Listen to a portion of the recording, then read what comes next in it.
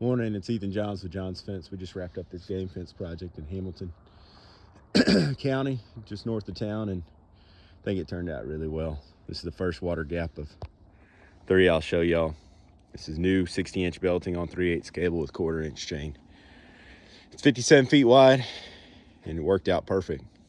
Like I said, you can see some of the ruggedness in this beautiful country, but we'll roll up over the hill and we'll take a look at the next one.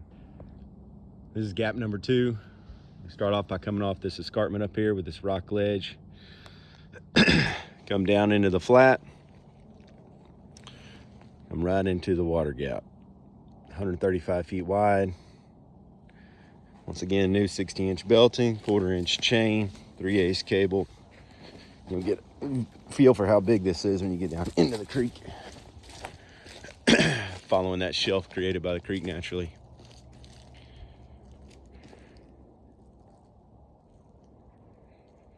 I think it turned out good. I guess I'll throw a little bit of fence footage in here, working around these oak trees trying to save them, but standard game fence, 2096/6, 4-point barb on the bottom as a plain wire.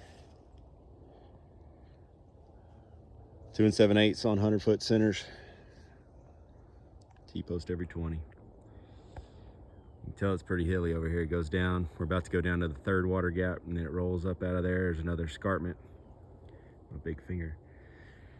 Keeps going for about another half mile that way. So, like I said, thought I'd put a little bit in there just to show more than just the old water gaps. This is the 3rd and final water gap on this Hamilton project. This is the last water gap I showed you is where it exited. This is where it enters. Same thing, 3/8 cable, 1/4-inch chain, 60-inch new mat. One thing we did do on this one is we inset the property lines on the other side of that tree. We inset to square up to the creek better. Put our bracework back to hold it. We wanted to save this cedar elm. If we take that big old root ball out, no telling what that creek's gonna do with the erosion. So a little bit more predictable to just leave it and work around it. Being it's on the upstream side, we should be fine. We got a good seal all the way across the bottom on the rubber mat being one continuous piece. And then right up there was one of those escarpments like on the second one, big 40-foot elevation change with a big rock face. So got it all taken care of. This should be the last video on this project. It's been a good one.